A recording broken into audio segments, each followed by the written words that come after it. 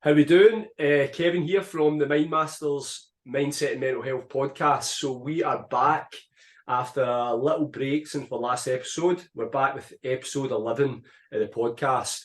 I absolutely love doing this, but I really need to learn to schedule some better time to get it done more regular. But they say the more you wait, the better it'll be. And it's important for me to sort of choose guests carefully. People that I feel that there's a good story to be told and some lessons that we can take from it. So my next guest that is joining me is Marie, who is known as the Empowered Perspective on Instagram, but she's also known to me as a good friend, a fellow coach in the field of NLP. I met Marie back when we both became coaches when we did our first NLP training, which was a fantastic week where we were blessed with an unbelievable skilled group of coaches, and it was absolutely fantastic. So Marie and I became really close. We've done some good work together. We've put the world to rights many times. Marie's assisted me on the Mindmaster seminars, and yeah, she's become a really, really good friend of mine. But I believe she's got a story to tell. I believe that some of the listeners are really going to enjoy listening to Marie. I've already had some good feedback from people who attended the seminars that Marie came along to, and said that it was a really good perspective on a lot of subjects around mindset and mental health that Marie's built through her own personal and professional experiences. Marie is a mental and emotional fitness coach, which we were just talking before we went live. I say I quite like that. I like that description. It just catches you, and it'll feed in nicely to this podcast. Marie, like myself, comes from a background of health and social care settings. Like myself, many moons ago in a past life, Marie still works with many different vulnerable and challenging groups. I know that she's worked in a lot of social care settings, health settings, prison settings. She's worked with youth groups, football groups, all sorts of groups, but I'm not going to steal too much from her. I am really, really pleased to say hello, Marie, and how are you doing? Hello, thank you so much for having me on this amazing podcast. I am going to just start with absolute honesty. I am excited and petrified all at the same time, which is totally natural for something like this. So I just get that out there right away. Good. So, mindset and mental health, a subject we've lost many hours speaking about. That we've spent many hours speaking about. When you think about mindset and mental health, where do you start? What does that title? What does it sort of take you to right off the bat? What does it mean to Marie? I think it's probably one of the most important things that you could try and focus on in your own aspects of your own being. It's just a part of your being. It's a part, just like your physical health, just like your emotional health. I think your mental health is just a part of your overall being as a person. And then the mindset bit is obviously even more important, because that's the bit that we're not taught about in schools. That's the bit that drives probably everything in our lives. And the mindset is just absolutely massive. It's huge. It's like the wee inner guidance that controls all aspects of our health and our being and our living. It's so important. But I think it's just one of the things that make up everything in the whole. A little part, I suppose, getting an NLP thing right in there. Mental health and mindset, and it's dead important for me. That's one of the major things, and that's how I've landed into this, doing this type of work. I just think it's absolutely vital, massively. And so take us on a little bit of a journey. Let's, to play the tape back. Growing up, where did you grow up, Marie? Where's the roots come from? How And how did your sort of journey along that story of mental health, and so where did that start to shape for you and sort of build that character of yourself now? Well, it's quite funny because when I think of my own mental health journey, obviously, like most people, you're not aware of your mental health journey until something crashes. And then it's like, all right, okay. So it actually doesn't go way, way back, to be honest with you. Obviously, the kind of sources and a lot of the stuff does go way back. But where it popped open in terms of my life was right after having my first kids, my first child, sorry. That's where it popped. Everything kind of went nuts, if you like, in the sense that that's where, I suppose, the easiest way to describe this is that's when it came to the surface. Because I think it's always there, underlying, building, like going off in different directions, no matter where you're at.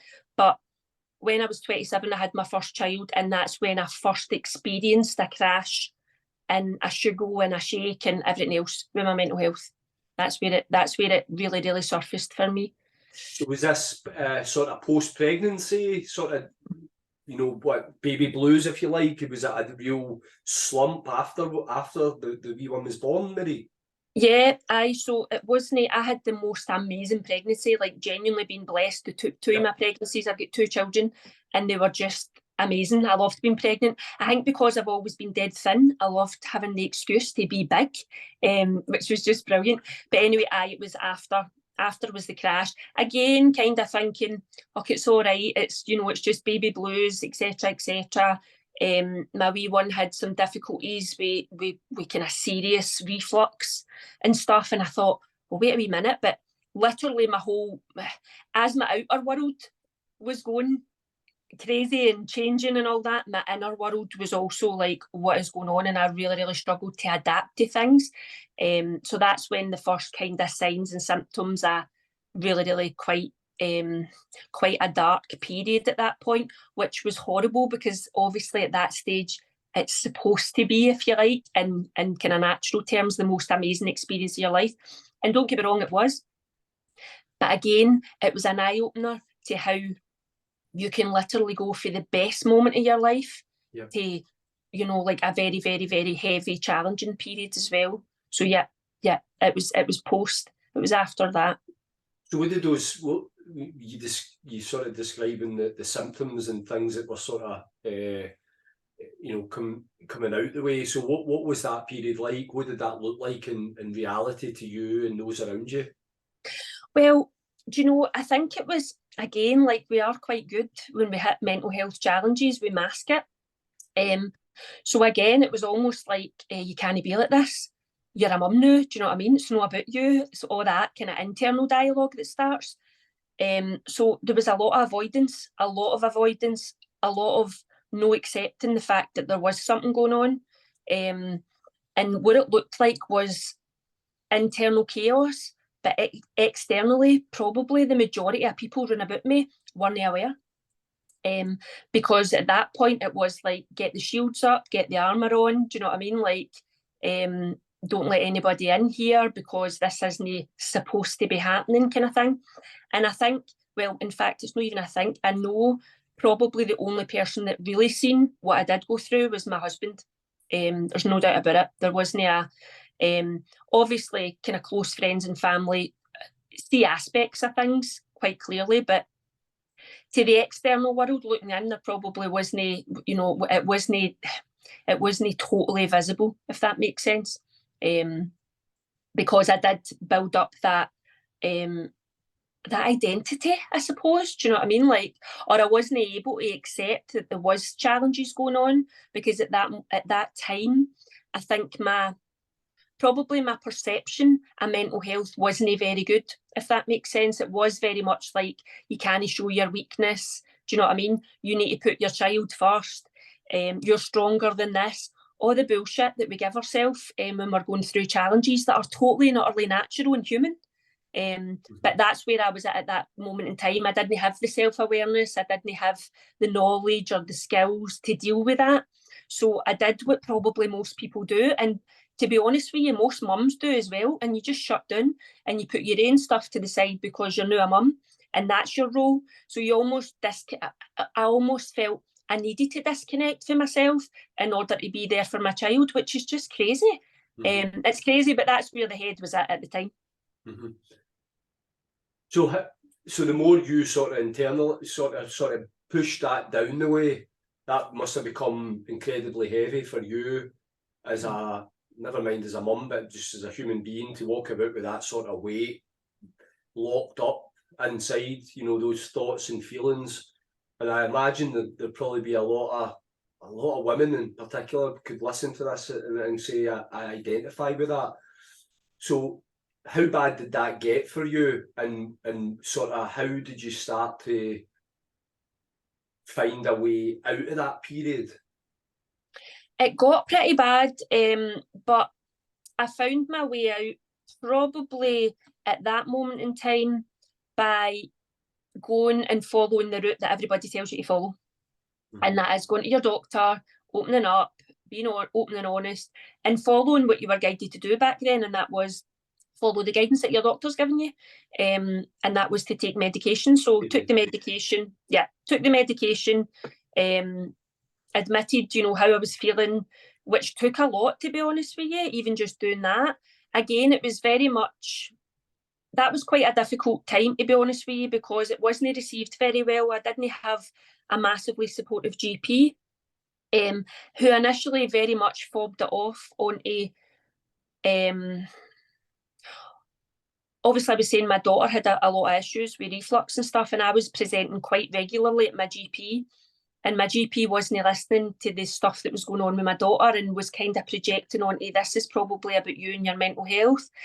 And I wasn't open to listening to that at the time, if you like. So I was very shut down. Like, what do you mean it's about me? Like, this isn't normal behaviour. I'm very concerned. I'm very worried. So at first I was very resistant to even accepting that there was challenges going on with my mental health. However, then when I did go to the point of saying, right, we need to do something here, like we do need to take action because we can't do this on our own, it very much was just the usual route, you know, like there's some pills and, you know, give it some time. Yeah. So what came next then? You know, this would be the first significant real sort of whack in what, as you sort of described, self-awareness of, right, this is a mental health sort of period, mental wealth, if you like, a bit of a drop in where I am and what I've got at my disposal. What came next in terms of getting back out of that? And you probably at that point weren't aware of sort of the term recovery and healing and all that good stuff. How did you move forward for there, and what came next? What came next was probably the start of a period of complete and utter masking. Just total masking, because I think, I mean, the transition, going from always being fit and healthy, always being, you know, like out and about doing loads of stuff, to I had an extremely difficult birth, so that obviously played into, it wasn't just a case of having a normal birth. So I had quite a horrendous birth, which left me emotionally, physically, mentally absolutely drained. So there was a lot of different aspects other than just having childbirth, if that makes sense, just to give you a wee bit of context here. Yeah. So I went from being fit and healthy, up and at it, to not being able to breathe, do you know what I mean, like normally. And so my fitness dipped, and that wasn't just my mental fitness, that was my physical fitness. And as I said before, that the dent in my confidence, the dent in my self-belief, the dent in my identity, just everything just went absolutely bonkers. And I think, again, just on, I suppose hindsight's a good thing, right? We can look back and say, aye, that's what happened and whatever else. But at that point, it was shut down.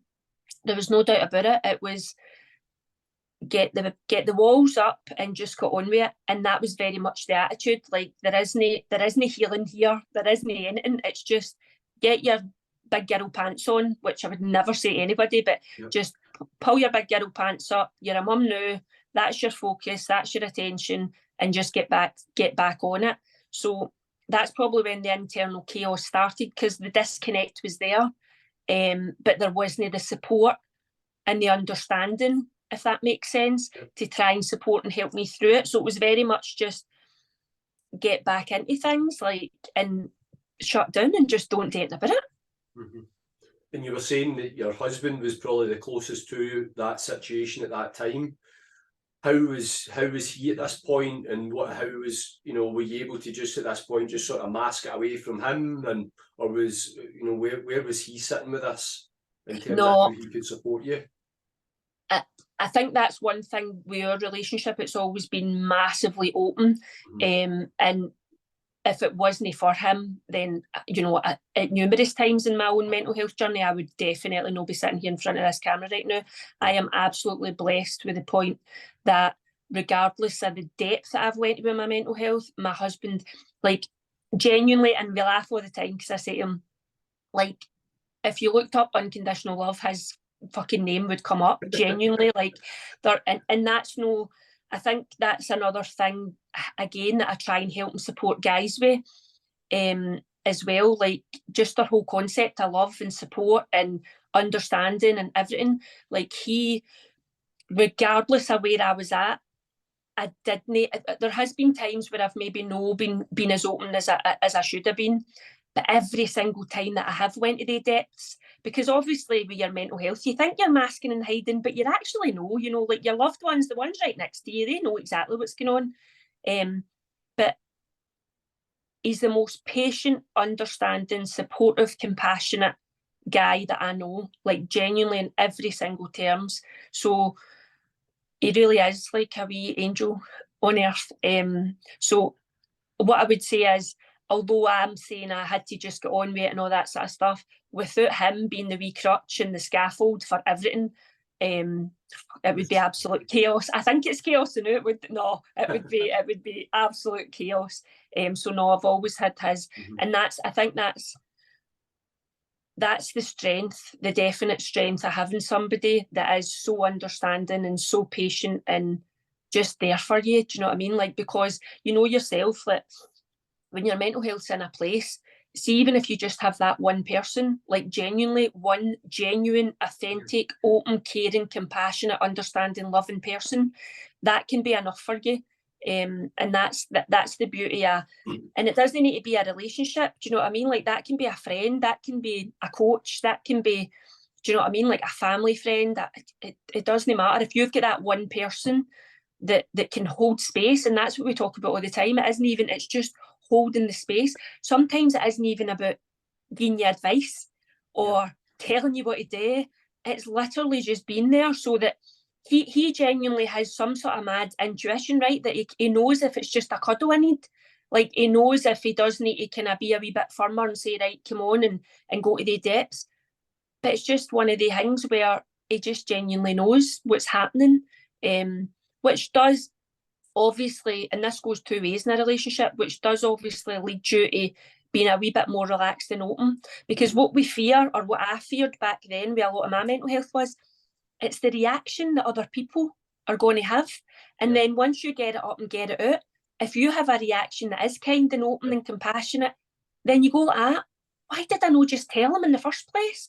But listen, again, it's human nature, because it's that what if, in it, that what if he says this? What if he thinks that? What if he leaves me? What if he does this? All that nonsense, all the bullshit beliefs, as I like to frame them, that goes on. But no, by the way, this better not be a poison chalice. I end up going like that. Oh, he's the most kindest person. Then he's like that 2 weeks later. Oh, Marie's divorced. You know how that happens? That happens in football. Everybody's praising the manager, and then the next month he's sacked. Right, anyway, we're not going to do that chat on this.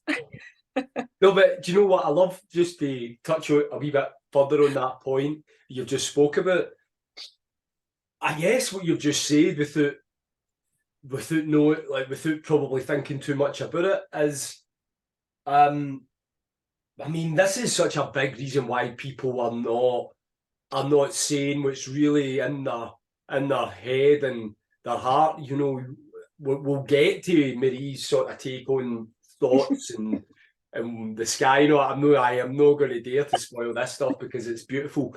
But just to focus for a second on that thing that you've just said, and I know for a fact that 95% of people who listen to this will also thought the exact same thing. Well, that's why I don't speak up, because I don't know how it's going to be received. If I say something, even to my partner, that, and they react in a way that's out of context of what I meant, or they don't quite get it, and then they then make it about them, that is even more painful than the fact that you already had the thought, you already had the worry. And this is why so many people are walking about with a ball and chain, because it's not that they want to tell someone, but they don't know how the person's going to react to the thing, and what they're going to do with that thing. Yeah. And that's terrifying. That, and what you say there is, you're blessed to have someone that you don't need to think about that. You go with it, and he will know what to do. But so many people, they maybe do have it, but they're terrified to find out. Yeah. And that's an internal thing as well. Do you know what I mean? Like, and I say this quite a lot, even in my coaching or with my own personal experience as well, that it's shame that drives that. And it is shame, and shame's one of the most heaviest emotions to carry about with you. But the shame is, what if they think this? What if they think that? And one of the most powerful things, and it really is powerful, is that shame can only survive in silence. And I say this to a lot of people, and that's through my own lived experience, because you do take yourself to the depths where, like, you're so ashamed of where your mental health is at, or where your thoughts are at, or how you're feeling, that you feel, or you falsely believe and perceive that you can't share that. And sharing that would mean, this, and this, all these bullshit beliefs that start popping up. And that shame is dead heavy. But see, as soon as you allow that shame, like, see, I talk about, I very much use metaphors like muscles, and I talk about that courage muscle, and I'm like, if you can just flex that wee courage muscle and go with your inner guidance and tell somebody about the thoughts that are going on in your head, or the feelings that are going on in your body, and just see what happens with that. The shame lessens. It every single time. The intensity of that shame gets lighter, which means that then you open yourself up to getting help, which we know is the most amazing, massively therapeutic and healing thing that you can do, is allowing somebody else in. But we don't, and that's how I was speaking about there. We put barriers up, we shove our armour on, we deny, do you know what I mean? We resist, we do all the things. And let's be honest, the reason that we do that is because we're trying to protect ourselves. Yep. We're trying to protect ourselves for getting hurt. We're trying to protect ourselves for all these wounds, like rejection for somebody else. So there's a reason why your mind does that. Yep. There is a reason why it does it to us, and it isn't just to fuck us up. Like, do you know what I mean? Like, it's to protect us. It's a survival instinct. It's the only thing it knows what to do until you give it proof that there's another way. It only thinks, well, because at some point in your life you've told somebody somewhere and it's no way it went well, so your mind's going, don't fucking tell anybody. Just like you say, man up, pull your big girl pants up, fucking, your mind's going, that's the thing to do because that will keep you safe. It needs proof that in actual fact, no, a problem, shared could be a problem halved. You could speak to the right person and they could have dealt with that thing before, and they could say, actually, I've been through that. Here, boom. And then before you know, you're like, holy maybe this isn't as bad as what I first thought. And wait a wee minute, why did I not think of that? Well, you did. You just had been terrified of actually doing it. It's just it's totally driven by fear. It's absolutely driven by fear. And as we know, when you get into the fear stuff and you really, really unpack that and peel all the layers away, it really is false. It really is assumptions. It really is your own perception. And just like that, it's just like shame and fear and everything else. When we hold it all in, it builds and it builds and it grows and it grows and it consumes. And that's where I come in terms of mental health stuff. It consumes us to the point where we feel so disconnected. And I think that, and I also think that in terms of even just when I'm speaking about myself and James, my husband, if you don't share then you're actually going to be even more disconnected for the person that you want to open up to and love and be accepted by, because you're holding something back that they obviously want to connect with you and sort out and help you with and support you with and all that sort of stuff. So, but it's that mind that tricks us into believing something. But as I said, it's a fear. It's definitely an underlying fear or a wound, or do you know what I mean? Like, in terms of whatever way you want to kind of perceive it in terms of healing, you know, your healing journey. I think that's probably the best way I describe all mental health stuff is it's a healing that people need to go through. So what about, so you've made a career of working with different people in different settings, you know, Bill and myself, you know, in work, out work, you seem to be, your compass takes you towards working with people, you know. I think that's a natural, fair thing to say about you, Marie. What's that been like? You know, because I know that can provide its own challenges to our sanity, let alone our mental health. In terms of working in health, social care settings, working with vulnerable and challenging groups. Give us a little insight into that chapter of your life and how you've navigated through the challenges that you would have faced through that. Again, I think you always land in jobs like that are aligned with your nature, or do you know, that way. And I've always kind of viewed myself as being a kind of helper, if you like. And I mean, don't get me wrong, when you're in fields where you're working with, you know, like vulnerable groups, and that's the only way, you know, like poor wee souls, that's the way I kind of look at a lot of this stuff. It can be challenging and rewarding all at the same time. Like, it's the best feeling to be able to be there to help and support people and guide them and all that sort of stuff. But it can also be very challenging. And when I say very challenging, when you're experiencing your own mental health challenges and you're trying to support and help other people that have, you know, like similar stuff going on, it can be challenging. But it can also be very therapeutic at the same time as well. But you need to be very careful in terms of boundaries and stuff like that, because there's been periods, as I say, where, you know, you're supporting and helping people, but really the person that you should be helping and supporting is yourself. And that's where I have found that I've had to take long periods out of working in their fields. Unfortunately, no through choice, but through my body and my mind saying, we're getting some time out, and I've had massive periods of sickness.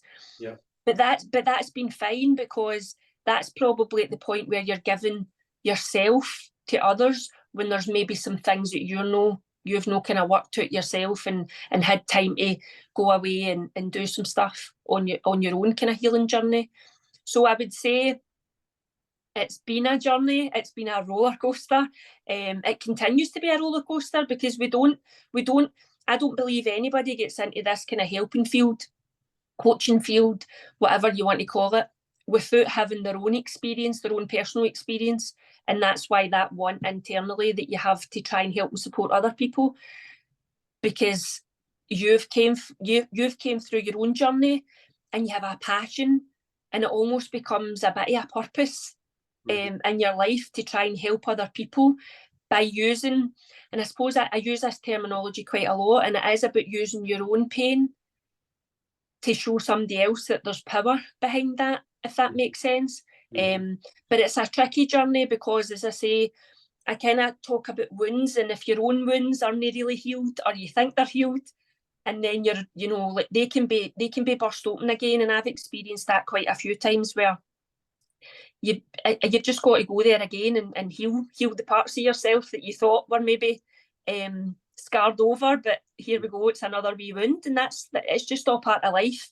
You know, you're going to experience challenges, you're going to experience stuff. And I firmly believe, I don't believe in the statement, I know it's a big thing used in the whole transformation, personal development, everything happens for a reason. I don't believe that. I don't believe that to my core.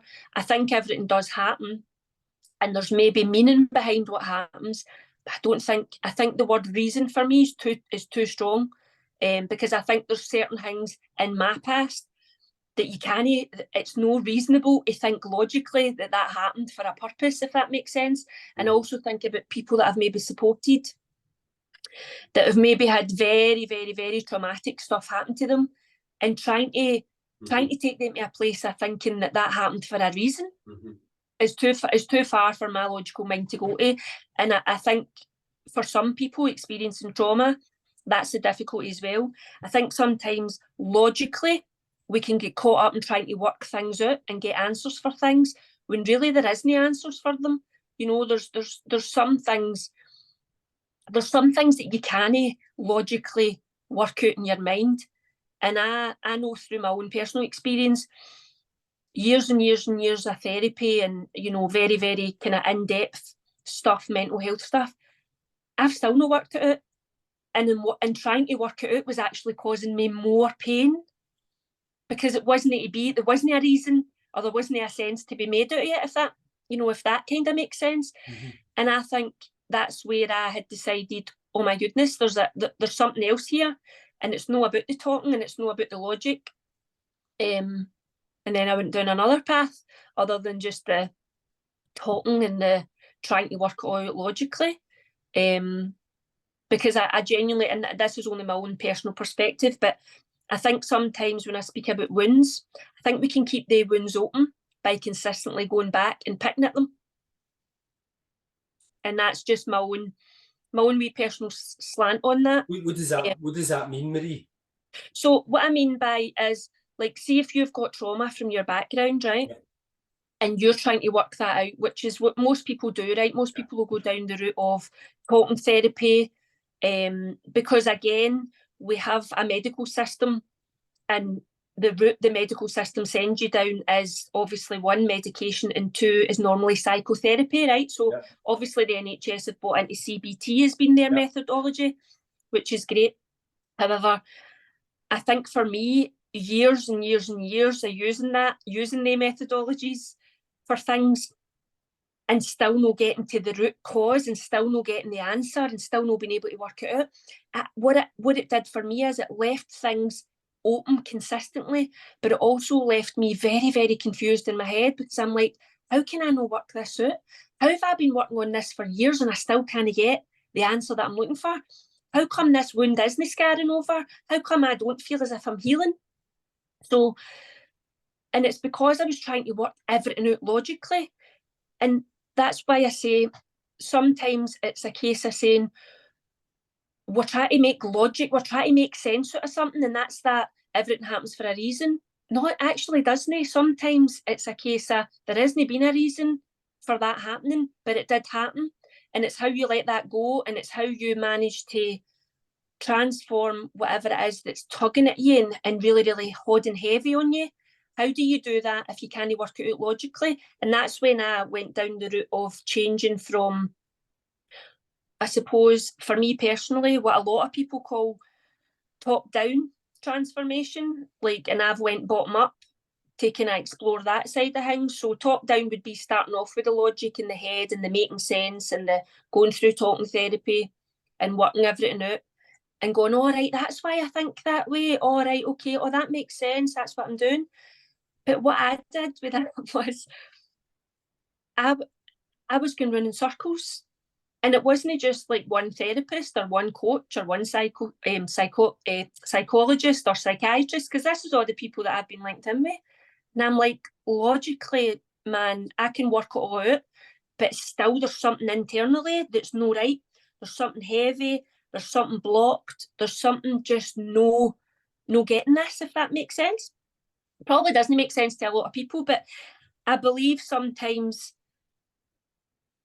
stories that we tell ourselves over and over and over end up getting so distorted in our heads that it becomes so confusing to work out. And we're like, right, I've worked it out logically, but how do I feel different? How do I not feel different? Like, so logically I've worked all that out, so that must mean that I'm all right. But feelings wise, why is my body still reacting like this? And that's and again, that's where I go down the wee bit of a disconnect between the mind and the body. So the mind's worked it out. So logically, the mind's worked it out through your CBT, through your talking therapy. But there's some other blockage here internally that isn't worked out. And that's where I always like to kind of talk about my own journey in terms of coming out your mind for a wee bit. and I laugh about this all the time because I do say this statement and I say, when you feel as if you're losing your mind, you're being called to come back to your senses. Because I think sometimes we spend too much time up here in the logic, in the logical brain, in the right, why has this happened? Let's work it out. And let's be honest, that's what our brains are there for. It's problem solving. They want to work things out. They want to know what's what and put things in boxes and say, right, that's fine, that's that sorted, that's that sorted. Mm-hmm. But see, when you've got a busy, bouncing brain like mine, it just sometimes that causes more chaos than anything. I don't know if I've explained that well, but you have explained it well. So how has that approach helped you when things aren't going well? So you've explained, so the logic, you've explained the way that you're approaching it. So you've got the logic part, but your body's still telling you that something's no wrong. You're still revisiting the wound. So if this is someone who's listening to this going, well, that's me, that's what I'm doing. I know the logic and the reasons and the rationale behind it all, but I still feel the same way. What is it that you're doing different to help with that? So what I did was went on a massive exploring journey. Like, what else could be out there? What else could be out here? And I only went on that journey through hitting a massive crash. So I hit rock bottom with my mental health, and I thought it was insights and downloads and light bulbs and all sorts that went off for me. But I thought to myself, quotes download into my brain, and it was, you can't continue to do what you've always done because you're always going to get what you've always got. Yep. And that was that statement for me that was like, and it was a big, and I know he's like Marmite, right? But it was a big Tony Robbins kind of download as well. And it was that, I think I'd done on the Unleash the Power Within online as part of my kind of journey that I went on. And he was doing a skill thing with a guy, and he'd said to a guy about medication and blah, blah, blah. And he had said, all right, so you've been on that for 25 years, aye? And so it's working for you then? And he's like that, well, no, because I'm still feeling like shite. And he was like, well, what are you still taking it for? Yeah. And I was like, genuinely was like that. See that one thing out of the 3 days or whatever it was we were on, I actually thought to myself, that doesn't make sense. Why would you continue to do something that isn't working for you? But if it's working for you, you'd be feeling better, wouldn't you? So that kind of put me in a journey of, here, there must be something else out here. And the most amazing thing, or the most funniest thing, was I wasn't open to any of that back then. I wasn't open to it. I was shut down. I genuinely, and I laugh about this all the time, because I used to say spiritualism. I used to say, your soul, what are you talking about? Do you know what I mean? Like all that woo-woo stuff. And now, like, I'm like, gee willikers, like that's the main thing. So I had to allow myself to go on a wee exploratory journey, because it's like, even with the mindset stuff, you're conditioned and you're guided to believe that there's only a way. The only way you do is, if you don't feel well, you go to your doctor, you do what your doctor tells you, and you follow the guidance, and that's you. And if your doctor doesn't know, then they'll send you to a specialist, and then that specialist will help you, and they'll guide you, and you'll do what you're told with them.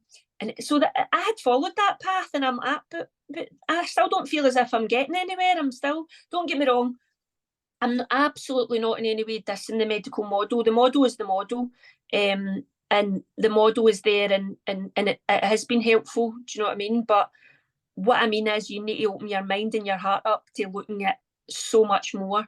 But we don't, because, and here's a big insight, when we're struggling with our mental health, our vision gets narrowed. Everything has to just come in, and it is very much like help me, survival, desperation. So we aren't open, we don't see the bigger picture, and that's why we get coaches and therapists and other people to help us change our perspective and widen that and help us see things differently and clearer and everything else. But I was so closed down to any other way, because I just followed what I'd been taught. But what I had been taught and the places I had went to didn't do it for me at all. So I just went on a big explorative journey, which has been weirdly wonderful. And I always say that, and it is just weirdly wonderful. The things that I've done, the insights that I've had, the people that I've met have just been unbelievable. And I'm still at the very early stages and, you know, this kind of stage of my journey, if you like. Mm-hmm. And it's fascinating, totally fascinating. So I suppose I've kind of shifted a good wee bit. And don't get me wrong, I'm still tapped into the medical model, absolutely. But I've shifted more into the holistic side of things, rather than the medical model side of things. And that, to me, has allowed me to reconnect with parts of myself that I had disconnected with through my mental health challenges. Do you wish you had discovered that side of things years ago? And what do you think? What do you think the medical model has taken from you in terms of time? Oh, well, do you know, it's quite funny because I've had to go through a proper grief process, which is quite bizarre, right? But again, I think when we use terminology and words to describe things, it can help people understand, because grief isn't just when you lose people in your life. Grief is when you lose parts of yourself. Grief is when you realise that you have been disconnected from parts of yourself for years and you start grieving your old self.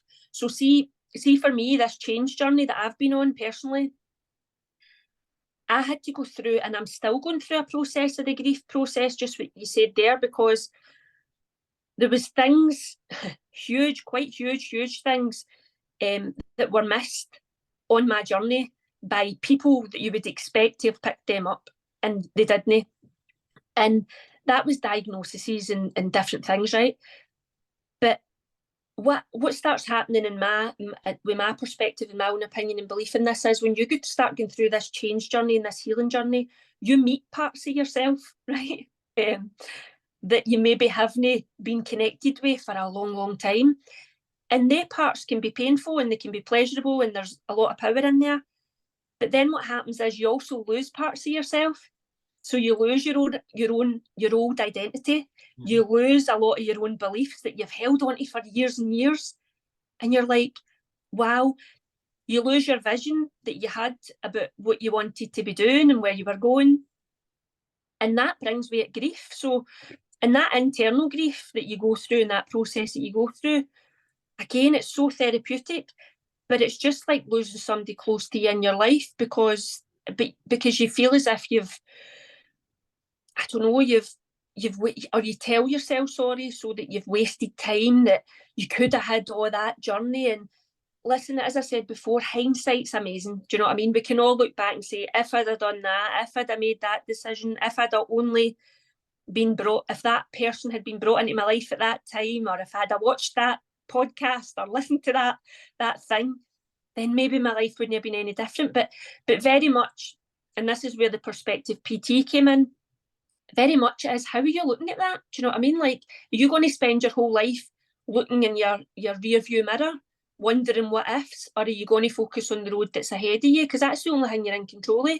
And that's what I mean by, I think what happens is when we go through a change journey, we can sit in our past quite a bit, and that past can be painful.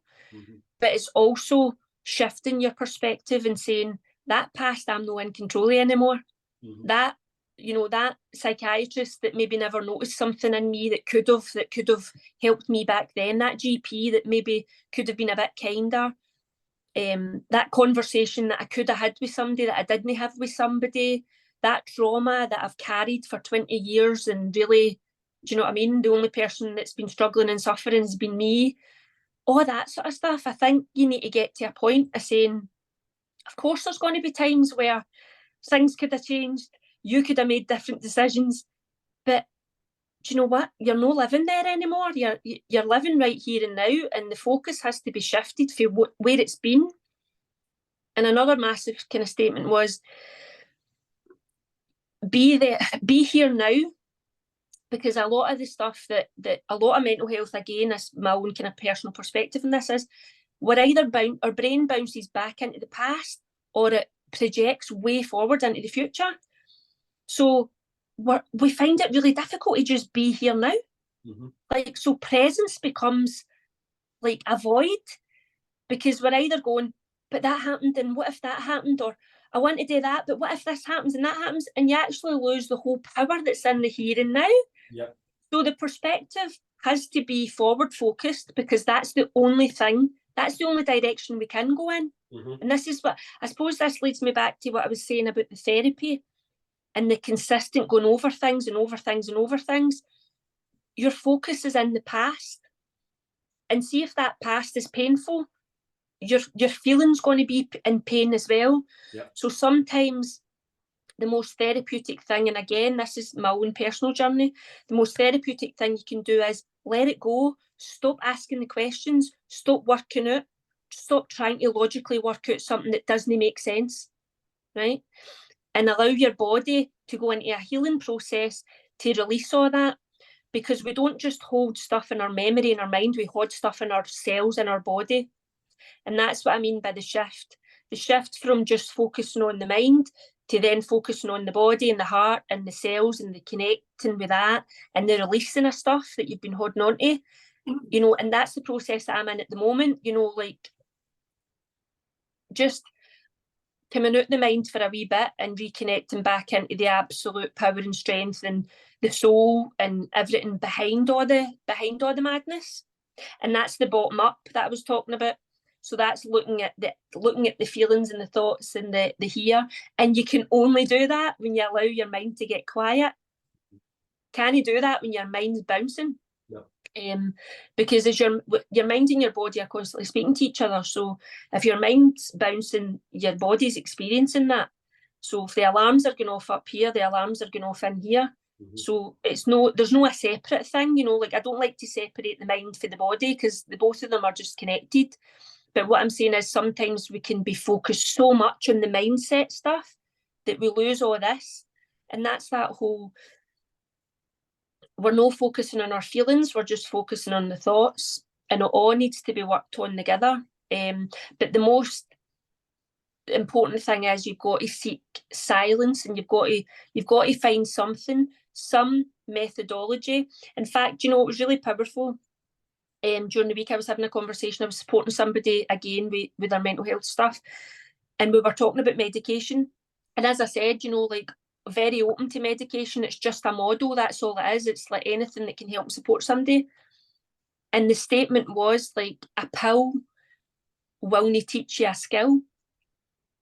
And I think that's where we go wrong with this medical model. We expect pills to cure us, we expect pills to fix us, but it's actually building up your own internal skills that are going to help. The pills will assist you on your journey, of course they will, but they can't be the journey alone. No. And I think that's the tug, and that's that for me, my own personal opinion, that's where the medical model really falls short, because they diagnose you and they hit you with a pill and they tell you to come back 6 months later.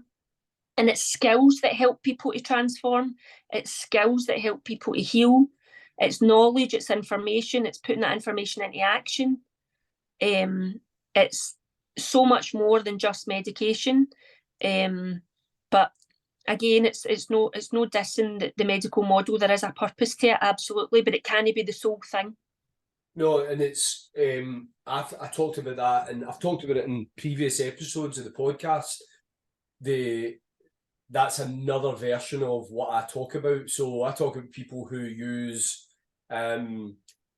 fixes for dopamine to feel good, sound good, talk good, you know, cope with life. And I think that's really cool. I'm a runner, you know, I've got things that I go to for my fix to help me feel good and sort of plan my day and stuff like that. But I'm also really, really aware of, well, if someone took away those things, am I still okay? Am I still able to think that way, process that way? And I like you've used the medication as another version of that, but it's a different context, but it's the same thing. You know, I speak with people a lot. You know, I'll put it out there. I'm not a fan of the medical model, but it's no for me. I'm no God, and I'm no judge or jury. It's just me personally. You know, my views are my own and all that good shit. But my reason is been just pretty well articulated by you there, which is the pill for maybe a short-term intervention or something like that to sort of just stabilise, you know, calm the ship, all that good stuff. But unfortunately for so many people, it becomes the norm, and that is not the norm when you have substance, a chemical that's been used to sort of that, and that's the fear, that how does that person ever understand what norm is if that becomes the norm? And yeah, I think it's a complex Pandora's box, the medical model, and I think it's very much like so many other things. Yeah, it's I could go on and on, but it's thought provoking what you've just said. It's, do you know, I think it's another thing as well to look at it through the lens. Again, it's just different lenses that you look through. There was certain medication that I was given that actually made me more sick with my mental health. Now, again, the intention of the GP wasn't to make me more sick. Of course, it's not. You know, and this is why I think a lot of people, when you talk about the medical model, a lot of people get really uncomfortable with it. And I'm all right speaking about it because it's from a personal perspective, and I'm very open to say that, of course, it serves a purpose. And of course, GPs aren't there trying to make people sick. You know, their job's to try and help people to be better. But what I'm saying is they don't take the holistic approach. It's one size fits all. And as a human being, one pill isn't going to work for, you know, every single person. So you need to start playing about. And when you start playing about with shit like that, it can lead people down a darker path. And even just, I mean, no one to labour the point about the medical model, because as I said before, but even just when you, I mean, I've rocked up to my GP with very, very strong suicidal ideation, right? And they give you pills, and when you read the leaflet, the leaflet says may make you suicidal. So again, I'm going with a symptom. Yep. Where's the aftercare? You're giving me a medication that potentially might increase that symptom. Yep. And I have to come back in 4 weeks' time. Yep. So for me, again, of course it plays a part, but it should never, in terms of mental health, it should never be on its own, ever, ever, ever. And I think that's the, and I suppose it's just a frustrating thing, you know. And let's be honest, I know GPs that are frustrated as well. You know, what I suppose my message to other people is that you use whatever methodology, whatever method works for you. But if what you're using isn't working, then open up your eyes and your mind and your heart to looking at other things out there. I have found the most amazing things that are completely free, that aren't about messing about with the toxins in your brain or your body or anything, and that are easily accessible and everything else. But we know that. But again, we live in a world where quick fixes are the thing now. Do you know what I mean? It's like, I don't want to go out and physically do something. If you can give me a pill, I'll take that because that's an easier route. And it's tricky. It is tricky because when your mental health is really poor and you're in a dark space, you're going to take the advice of anybody and everybody that can try and help you get out of that. So you're not, as I said before, you don't have clear vision. You don't have what you then do, and this is my own perception again, you put your own health and your own internal power into the power of something else externally. And that's normally people like GPs, psychiatrists, psychologists, you know, whatever professionals that you're kind of sent to. You put your own health into their hands, and you expect them to give you the guidance and the medication and whatever it is to try and help you. And for me, that's not what everybody needs. It really is not what everybody needs. No for a connection back to your true self and your power and everything that lies inside of you already. I think it can actually cause the opposite effect at times. And again, this isn't an absolute. Obviously, sometimes it's going to help, you know what I mean? And people need to make their own minds up with that. But I also think, even just in terms of the medication, it goes back to a shame thing. People feel ashamed to say they're even on medication. People feel ashamed to even say that they've went and asked for help for their, you know, again, it's that internal, you just wouldn't think of that with your physical health, but we still have that stigma and that shame and that embarrassment and that heaviness with regards to our mental health. So I believe that whatever tools that you need to get you through whatever it is you're going through, find them and use them. And as long as they're helping you, then continue to do it. My advice is, when you believe that they're not helping you, then look elsewhere. Because there's so much more out there. Well, leading on to what other things are out there, it probably would be, I mean, you've went on to try different things, which I'm aware of, you know, breath work, you know, you like getting into that freezing cold water. But one of the things I wanted to talk to you about is where I met you, you know, and the introduction to NLP, you know, in your life, and for you personally, for me personally, for you professionally. Tell us about NLP. Because it'd be So, nice to hear someone else talk about it other than me. so that again, this is the most fascinating thing. Like, we're all trained in NLP, we just don't realise it. Like, genuinely, before I even knew the word or the terminology or anything, I was drawn towards a really good friend of mine. I went to a boot camp, and he was brilliant. He's just absolutely brilliant, Paul. And he was going on and on and on. I loved his style and everything that he said. It was that whole, oh my God, this is me, this is what I say, and all that resonance was happening. And he was trained in this NLP thing, right? And I'm like, I don't even know what that means, don't know what it is or anything. And it was quite funny because when I popped open and I thought, right, I need to go down a wee route here and get some, I don't even believe in qualifications really fully, right? But anyway, I'm not even going to go there. But I thought the lay of the land is you need to go down some sort of route and get a wee bit of paper that apparently says that you can do something, right? So that's the kind of mad conditioning that we all put ourselves through. I thought, what route am I going to go down here? Because I knew I wanted to be doing coaching because I'd been a coach my whole life anyway. And he was talking about this NLP thing, and then I said to him, what is this NLP thing? And he explained to me, and I'm looking at him and I'm going, well, yeah, that sounds quite good. And then when I looked into it, I thought, I do that anyway. Like, I do that all the time. Like, I use that language. Oh my God. So it was again, it was alignment. It was just, it came into my life at the time where I thought I was very much in a wee I was going on a wee explorative journey of saying, right, where are we going next? And that's that opening yourself up. Because I didn't have a clue what was going on at that time. Genuinely. I was in my own healing journey. I was in my own wee process. I want to do something, don't know what I want to do. I'm still healing. I'm not ready to help other people. I think I'll still just kick about and heal myself and help myself. So anyway, so I just decided again, very quite intuitively, things, this is the weirdly wonderful stuff. Things pop into your life and come into your vision at a time when you're ready to see them and hear them and believe them. So I'd heard about NLP and I thought, right, I think that's the thing for me. I'm going to go and I'm going to do that.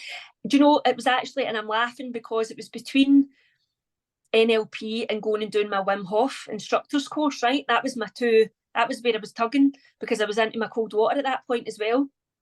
And I was like, I can't do it all because my wee brain does want to do it all the time. So I chose NLP and obviously done my first course with yourself, which was just mind-boggling. It was just phenomenal. It was just amazing. We had such an amazing group though, didn't we? Like it was just phenomenal. And then I went on to do my master prac as well. And obviously I use it as a tool in my own healing journey in my own life. The people that I've connected with through it have just been genuinely people that again aligned into your life at the most specific time. I think it's the most amazing thing to pop people's eyes and ears and hearts and souls open to again how much power you actually have at your own hands. It's amazing. It's brilliant. I love it. And what else have you found has been a big impact in terms of what other things you introduced and what other things you use to help yourself? So cold water therapy has genuinely been life-changing for me. That's probably been my main thing that genuinely I found that upon a very dark period in my life. And I've always found this when my mental health dips and I have what I would call a kind of breakdown, that's where I'm totally guided to something that's going to help me. On that, Marie, so you've touched on, so what is the single biggest repeat offenders for sending you down? What's your top offenders? Because you talk about it as a reoccurring event, right? And I think most people could relate to that, even if they're not up for being upfront and honest. Yep. I think that most people, that is reality. Mm-hmm. And everyone will have different reasons. People could be alcohol, drugs, abusive relationships, past trauma, thoughts, feelings, all of that. It can be different. What would you say are your reoccurring things that will impact you significantly, which then leads you on to these things, your go-to items?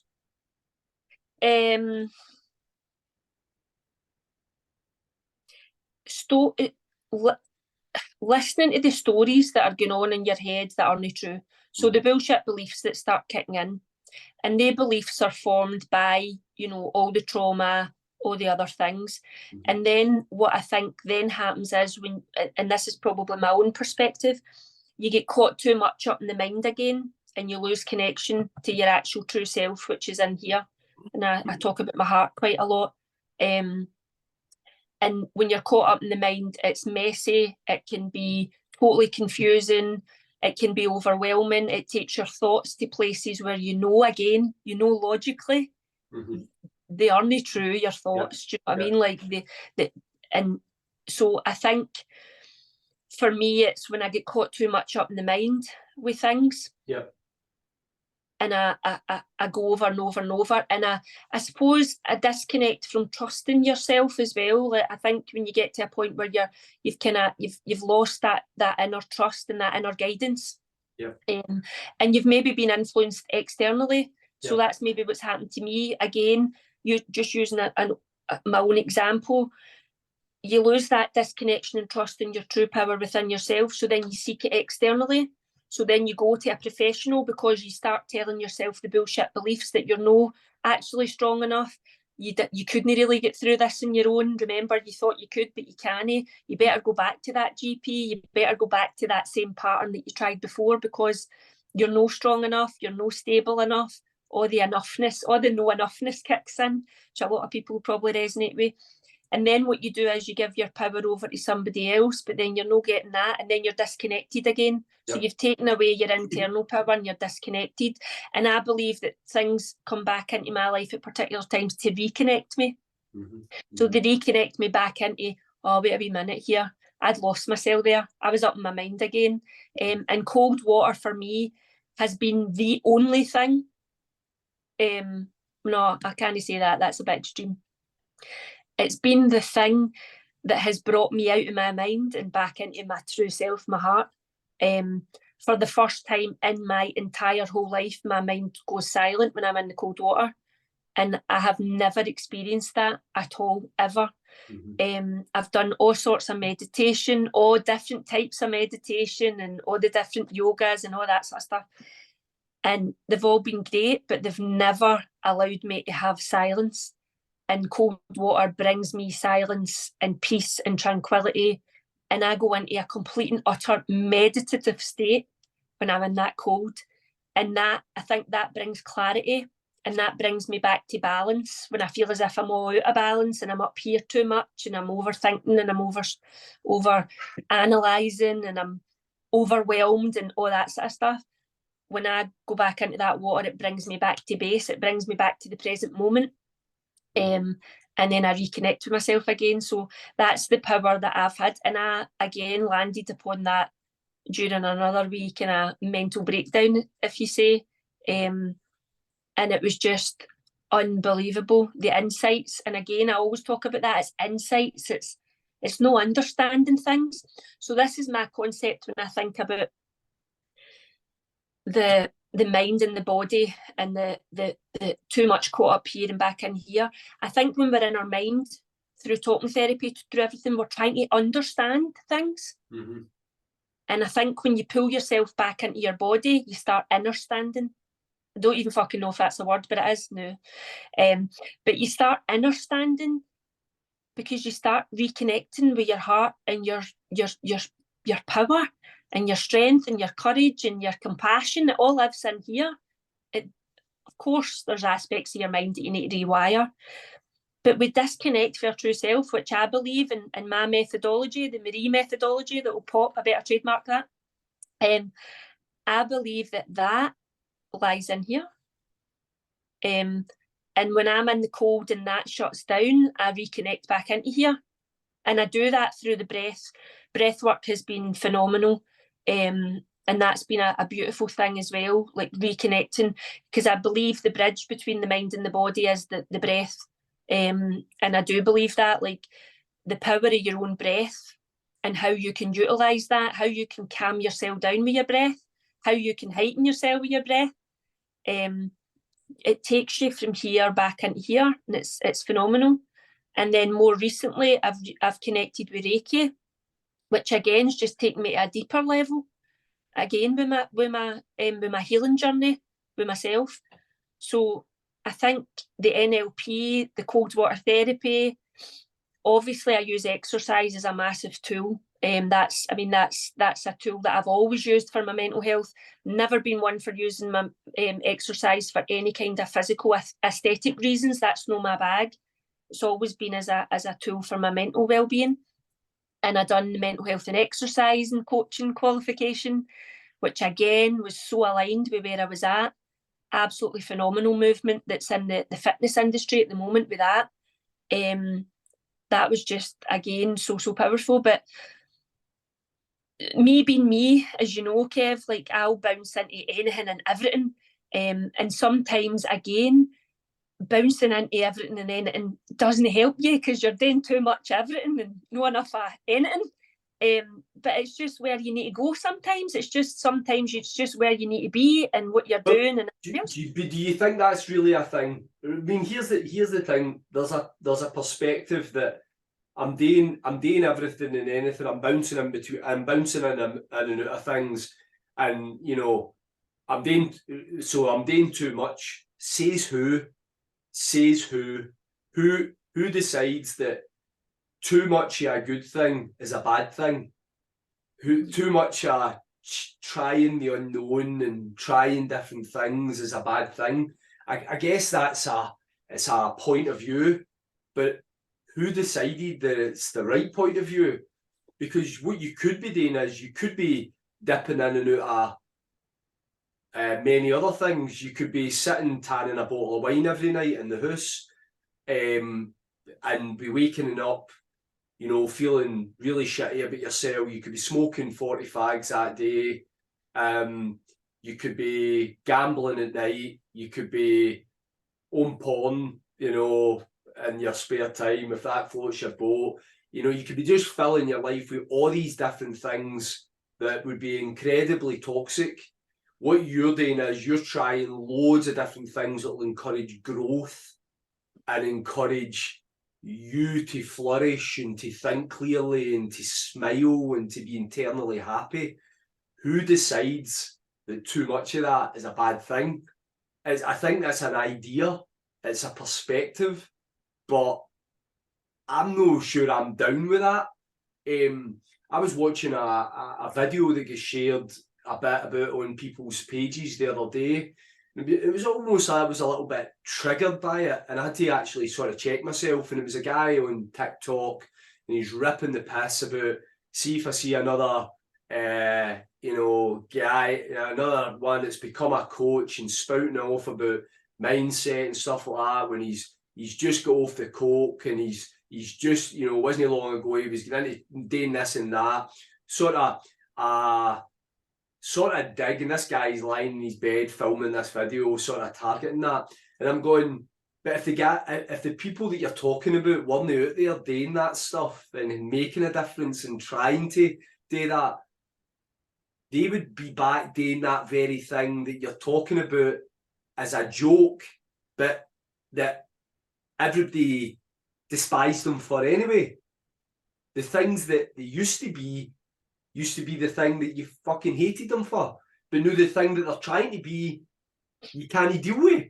And I was like, what's up with this idea of I want to just go fill my jug, never mind my cup, I want to go fill my jug with things that makes me feel good and might help me cope with today.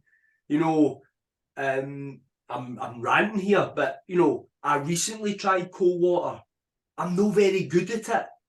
Yes, I said Yes, I said, for years I said I'd never do it. And I changed my mind. But see if I had £1 for every person that goes, you said you'd never do it, and these sort of indirect digs that now you're trying to do this and when everybody else would. So what? I'm trying now to see if the dopamine levels that people get for that might help me too. And if they help me too, then see the people that I see in coaching and I see in work through the day, maybe as a mental health first aider or whatever else, they might get a better version of me because I am trying to do all these different things. Breath work. I told you, Marie, the story. I tried 2 or 3 different breath works. I thought they were shite. The ones that relax you, I couldn't do them. I went to Josh Connolly's, an enabling breath or whatever you call it, a sort of activating breath sort of thing. Loved it. Tears rolled down my face. Full of gratitude. Going home in the train going, that blew my mind. So, long road short to say, good that you're trying all these different things. Good that it probably looks to the world, what's she doing now? Fucking good. I know that people can't handle me, this version of me. People would rather the old version of me that wasn't making much of a difference in the world and was probably, my life was representing somebody that I wouldn't make myself proud now, But this version of me is and likewise for yourself, be hard for people to take and hard for people to handle. Tough shit. It's not going away. I think you're right, and I think what was dead powerful there, what you were saying is that all I hear or all I see when you were talking about that individual is projection, and the projection is that potentially what he's seeing, he wants to be there, and he is there. Absolutely.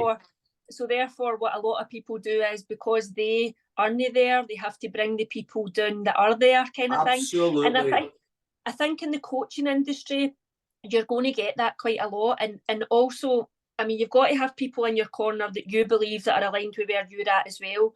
And I love that as well with when you were saying about bouncing about, because I do give myself like hassle for bouncing about all the time, right? But that's just who I am. Genuinely, I'm like Tigger. And I give myself hassle for it because I know that at times it is all good stuff, right? And I say this to people that I coach as well, that if something's helping you, do more of it, and if something's harming you, do less of it. See if you stick to that law, like genuinely, if you stick to that law, you'll get yourself to where you want to be. But then sometimes I do believe that sometimes it can be too much of a good thing, and I do believe that there is a statement like that, like, and I mean that by it can then become obsessive. Yep. That even I'll even just like openly share about my own personal development journey. Became very, very obsessive at times, where I was listening to 4 podcasts a day. I was reading books galore. I wasn't doing anything else. I wasn't spending time with my family. I wasn't doing anything other than every time I was in my car, a podcast had to be on. It had to be a learning podcast. I had to then take notes for it. I was journaling all the time. I was doing everything. Now, see, if you look at all the things that I was doing, they're all dead helpful and they're all healthy, but it was obsessive. And the underlying belief behind all that was what you're doing already isn't good enough. There needs to be more. So when I unpacked that, I was giving myself permission to do all that, but there was a detrimental aspect to that, and it wasn't helpful. But I was justifying my actions by saying, but of course this is all healthy. You can't get too much of a good thing. It's helping me to develop.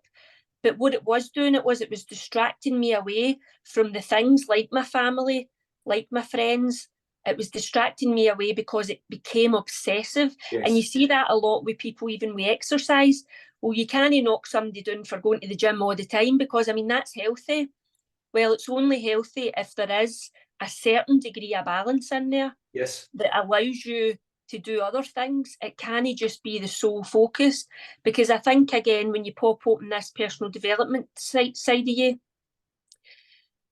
you can get to lengths where, as I said before, why are you still doing all that? You have all the knowledge that you've got, right? You don't need to go and book onto another course, Marie. Right? Yeah. But again, see, because I do get that dopamine dump for it, see, because I love it, it fills me up, it gives me more insights and downloads and insights and all that sort of stuff. I'll do every course going, I'll sign up for everything, but then what happens is, and here's where people need to be very careful if that is the journey that they're on, you then experience burnout. Yeah. And that can be physically, mentally, emotionally. And I've been there. I've had medical burnout, like to a point where I was like, I can't understand why I can't function. Like, because you get to a point where it's just like your brain, your muscles, you know, if you treat your brain the exact same way, you can't go to the gym and work that same muscle over and over and over, right? You can't. It needs rest time. It needs respite. It needs to relax. It needs recovery time. Your brain works the exact same way. But sometimes, depending on your character, depending on your nature, you can become overly obsessive with even the good things. But again, there's an argument for and against, isn't there? Like there always is with everything. And that's why the perspective comes in. It's what way are you choosing to look at this? Is this helpful? Really, is it helpful though when you're brutally honest with yourself? Is all this exercise actually helping you, or is it a distraction away from dealing with something else? You know, you'll see it yourself, obviously being in the kind of fitness side of things. People will go, guys in particular, and I will be a wee bit kind of more labelling towards the kind of guy aspect of side of things just because of the characters. They'll go to the gym and they'll be pumping their iron and they'll be doing other things.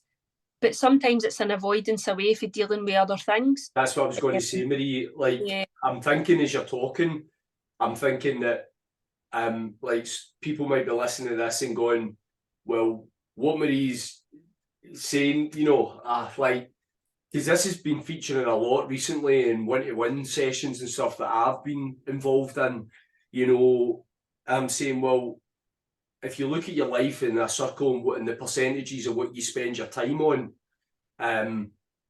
tell me what percentage of your work, right? How happy are you within that percentage? Where are you with your family? Where are you with your, say, you're running, you know, you're dipping, whatever it is you're doing. And you find that they're spending a lot of time, and what they first talk about is because, no, what I love that. Well, what is it you don't love about the other parts? Mm-hmm. And that sometimes causes quite a holy shit moment, because never really thought about it like that. They've just thought, well, no, I've just been doing that because I love that. Mm-hmm. Right, let's look at that again. So how much of that percent of that family time are you internally happy with right now? Mm-hmm. And that sometimes is right, well, you know, maybe about 60%. If I take away that running, if we say you suffer a really bad injury, yeah, you can't do that thing, and you're going to have a lot more of that family time. Where's that number going? You know, and they start to go, well, it's probably going to go down. Really? Because I took away something that you've added in. What's going on there? And then people start to go, well, actually, you know, we're not doing anything together. We don't talk anymore. Well, there's a strong chance that will be the case if all you do is run, you know, and just go and do anything that avoids addressing this thing that was probably at one point the most beautiful part of your life, the thing that you cherish the most. And how did that get replaced by a temporary add-on, you know, such as going to the gym? You know, how did that get, what went wrong? Let's go back and understand, where has that went wrong? What can you do about that? If you were to apply yourself to that thing, that home setting, the way you apply yourself in the gym, with that energy, what could you do with this? And it's then you start to get people to see the perspective in that. And I think that hits home with me when you're talking about that, about being aware of it taking over, or what you're running away from. And and being able to check yourself and say, it's beautiful that you have these add-ons. You know, I think of you when I laugh when I do this, when I talk about Marie. When you guys follow Marie after this podcast, right? I've said this to her loads of times and she never really picks up too much on when I say it. But by God, she does a sweaty mess video after a run. She appears live in her motor or out in the street. The sweat is peeing off her. And she's like, with this big cheesy smile, because she's full of dopamine, she's full of life, and she's dying to tell you what she's been thinking about on a run.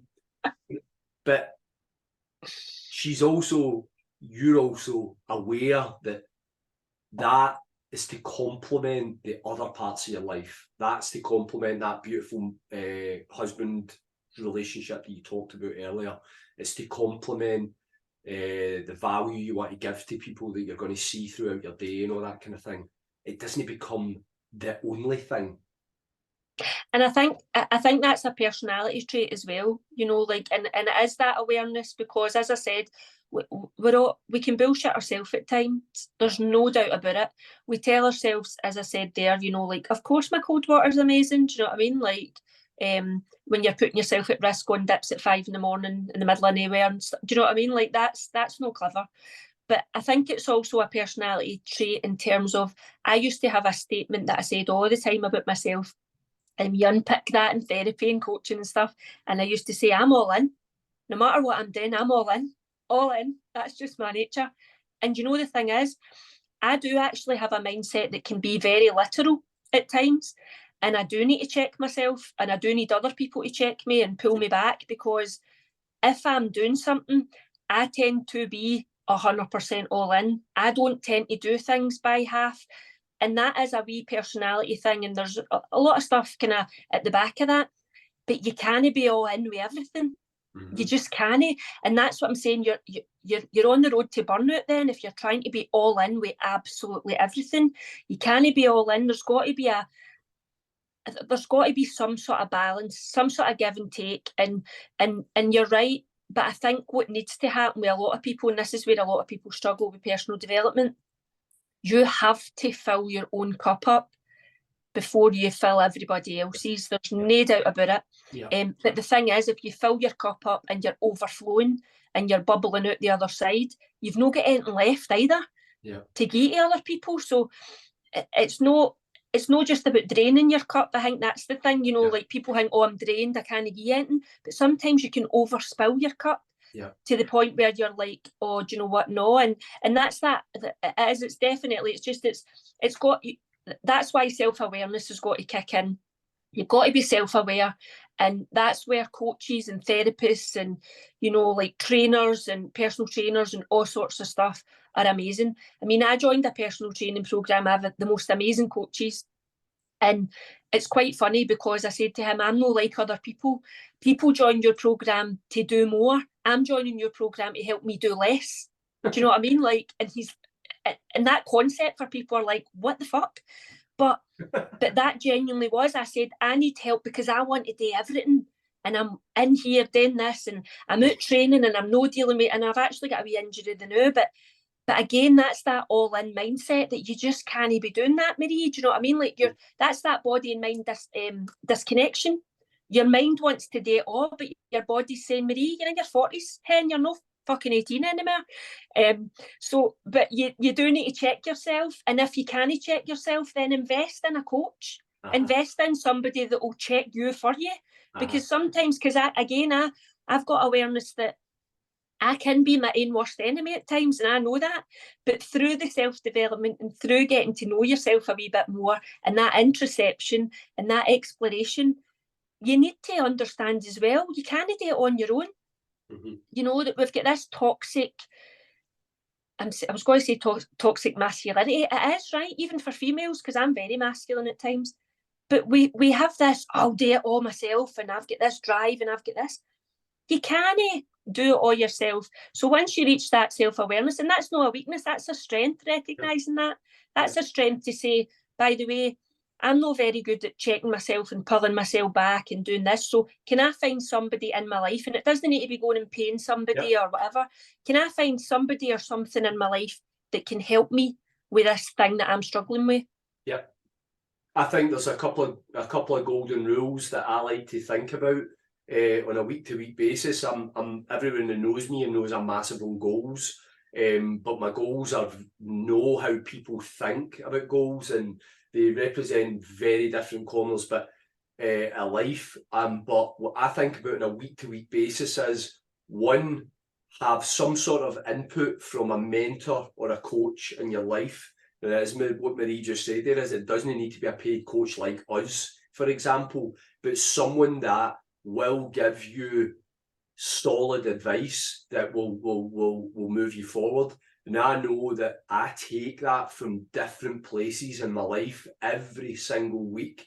There's one thing I look to take, and that will develop me in terms of work, education, physical fitness and health growth, nutrition growth, my coaching style, whatever it is. Number two, listen to something that enables development and growth every single week. As Marie says, it's no 4 podcasts a day, but it's one podcast that I listen to, say 15 minutes of each day, and maybe it's a couple hours and it takes me through a week. But by the end of that week, I've maybe got several little nuggets that I'm actually thinking, well, how can I use them to impact my life? And 3, which sounds really, really cheesy, but I'm going to say it. What am I grateful for? Practice one small piece of gratitude, because I spent so much of my younger life ungrateful. I was surface level gratitude, token gestures towards people and things, whereas now I internally think and I externally speak of what I'm grateful for, be it my wife, be it my beautiful kids, my grandkid, my health, the ability to meet people like this, sitting, hearing stories, whatever it is. So they're little golden rules that I live by. What if I said to you, tell me little golden rules that the Marie today lives by? Oh, my golden rules. You should have been thinking there when I spoke, but I never prepared you. Right, I'm just going to go with the download, and I'm not going to Yep. overthink it. Yep. My wee downloads. My golden rules are back to the heart. It's always back to the heart, Kev. Like, you're lost in your mind. Tell people about the heart and worry. You need to tell people. Tell me your golden rules and then come back and tell people about the heart and worry. Right. So my golden rules definitely are come for your heart-centered space. Like, back to the heart, Marie. It always grounds me. It grounds me when I'm too high or I'm too low. Like, genuinely, that's the two, because I am quite extreme with my emotions, and I'm aware of that. Yeah. I can either be too high, which isn't great, and I can be, like, obviously on the floor. So always come for a kind of heart-centered space. For me, it goes back to energy again, which is back to the heart, but and back to my values, Kevin, and you'll know as a coach how important it is to live in alignment with your values, right? I haven't lived in alignment with my authenticity for a long, long time. So another rule which I say quite a lot to myself is just be me. Just be me. Like, genuinely, just be me. And that again centers me sometimes when I feel as if the mask's starting to go on, or the walls are starting to go up, or that armour's starting to come around me. When I feel as if maybe I'm getting a bit defensive, or I'm losing myself. So come for a heart-centered space, just be me. And what's my wee golden rule? My golden rule is definitely fill your own, fill your own cup before you go and try and fill other people's. Yeah. Aye, it definitely is. I think one of the main things for me is turn the lens, right? And that's again back to perspective, because sometimes, or I will recognise when I start to get a bit kind of like out of balance, my focus is external. Yeah. It's no internal. It's never, I'm saying it's not internal. Very rarely is it internal when I start to get really, really out of balance. I'm focusing on something else external to me. And that could even be something as stupid as social media. I'm spending too much time in social media, which is leading my mind on that wee comparison route, or do you know what I mean? So I just turn the lens back in and say, right, what can I learn for this? What can I learn for this? And it always goes back to one word at the moment. And again, it's aligned with the heartfulness stuff that I'm doing quite a lot with at the moment. And it's self-compassion. I think self-compassion, just like you're very passionate at the moment about gratitude, Kev, I think self-compassion is the absolute component and key to unlock a lot of people's blockages in their mental health and in their lives. And I don't think it's something that we get taught enough of. I don't think it's something that we have a lot of awareness about. It's something I'm really, really passionate about, because it's all about minimising suffering. Yeah. That's what compassion is. It's minimising suffering. And we're really good externally putting that onto everybody else and helping everybody else with their suffering. But how good are we, even as coaches and helpers and everything else and therapists and stuff, how good are we at focusing and strengthening the self-compassion muscle within ourselves? Mm-hmm. So for me, a big thing, and I think probably because it's aligned at the moment, because heartfulness seems to be a lot of the work that I'm doing at the moment, I think most definitely it's coming for the heart. And yeah, that's my wee golden nuggets. I like that. Yeah, I mean, again, we've talked a lot about it in this last little section about that last one, that pouring for an empty cup. And I think, you know, yeah, I mean, it's having that awareness. Doesn't matter what it is, just try to get, just for an average person, an average Joe, just try to get through their work, and they realise they're not sleeping properly, and they're staying up too late, they're not adding anything into their life, sort of maybe even just movement, never mind hard going exercise and stuff like that. So nothing's getting in, but everything's coming out. Everyone's taking from them demands of life, family, kids, job, boss, money, all the different things, and they're no replacing it with anything, and they're expected to make decisions that can keep them and others safe and well and under a roof or whatever else. And it's getting people to be aware that you can do it, but you're not going to do it effectively unless you're putting something back in. You're taking a minute to disconnect or connect with the right people, with the right advice, the right experts, whatever it is. I do like that. Tell us, for people that wouldn't have heard this, so this got introduced at the seminar, and it went down really, really well. And I want the wider world to hear this.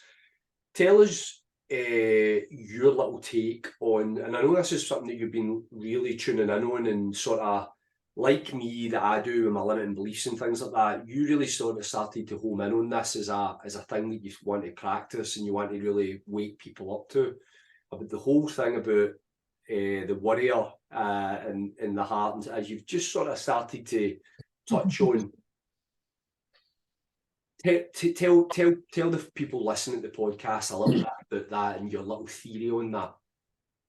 Okay, so another wee bomb nugget thing that you were saying there, just like I was trying not to jump in and interrupt you. One of my wee golden nuggets that I didn't say was stay open. And stay open, again, depending on where your head's at, will mean different things to different people. But that's another wee thing where, again, just like I was saying there, when I recognise maybe my eyes are on the external and not the internal, and I can turn it internally. And another one is stay open, because again, I talk about connection and disconnection quite a lot, and it's always from an internal perspective. And I think that anything that boils down to, from my own personal perspective, and again, also just helping and supporting people, it's when we're closed that things become blocked internally, which obviously blockages internally will lead to blockages in our mind. So yeah, so my concept of heartfulness, again, it's came from numerous different things, but it actually came from another wee tragedy, and that was my one of the most important people in my life passed away, my wee nana.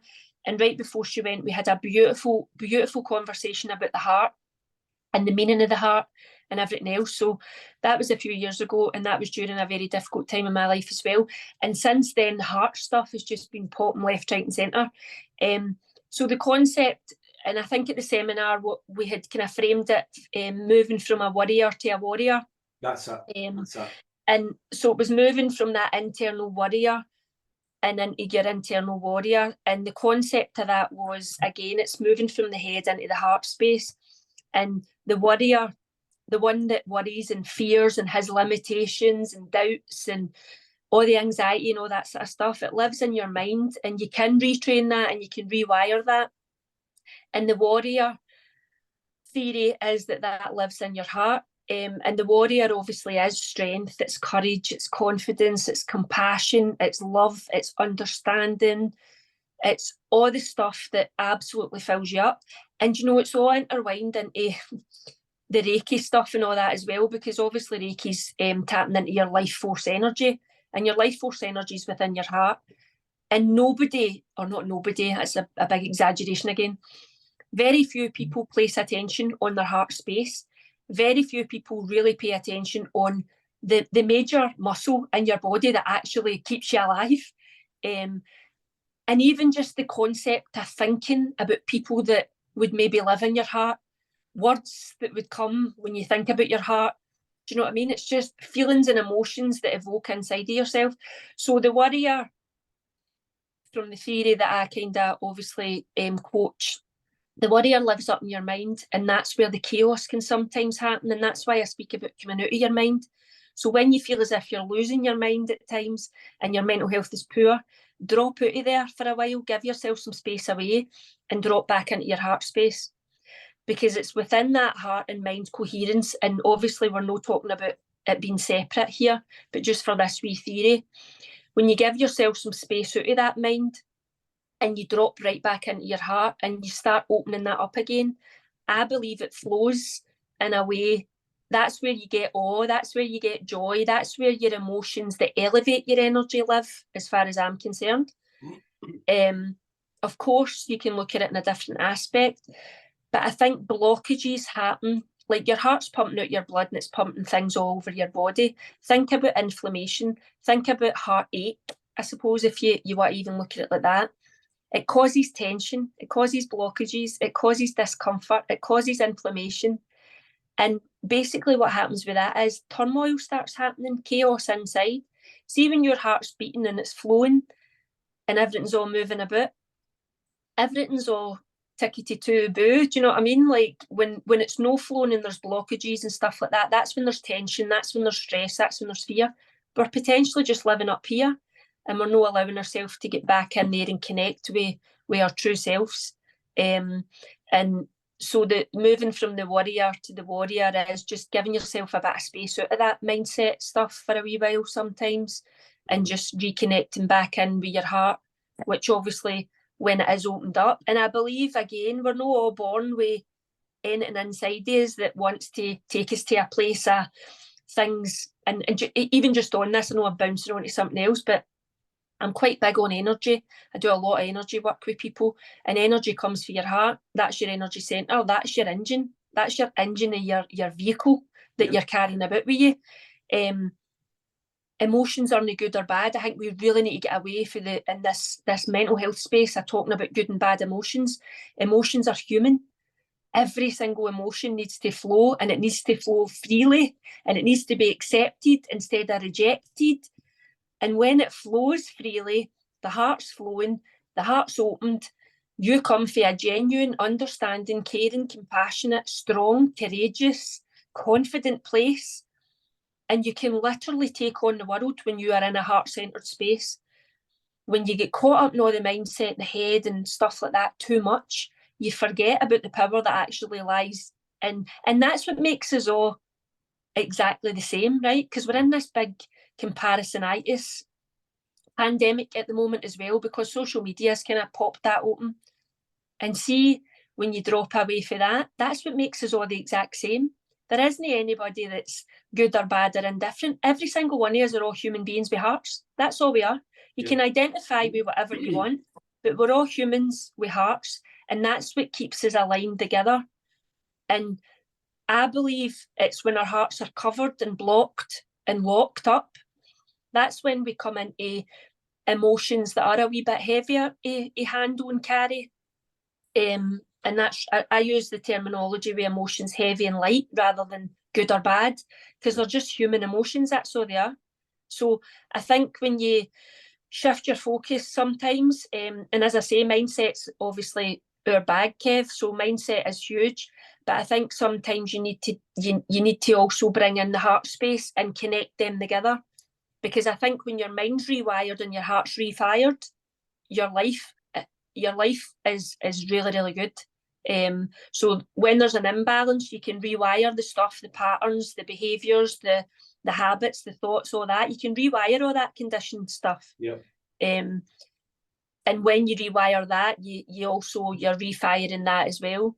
But I think our attention gets taken away, and I think again that's a lot to do with numerous different things. Why people close their heart over, why they can't come for that heart-centred space. I think a lot of people, when you start talking about the heart, again, that perception, because that's what it is, just perception. It's how powerful it is. People go, it's dead fluffy. Particularly when I've done it with guys, like big burly guys, and you start talking about their heart and all that. Fuck off you. That's just wussy heart stuff. And I'm like, do you not have a heart? Yeah. Do you not think about your heart? Like all that sort of stuff. Yeah. So I think it's extremely powerful. And I use the terminology warrior and warrior because we've all got that warrior inside us. But again, it's sleeping. It's lying there dormant. We've no tapped into it for ages.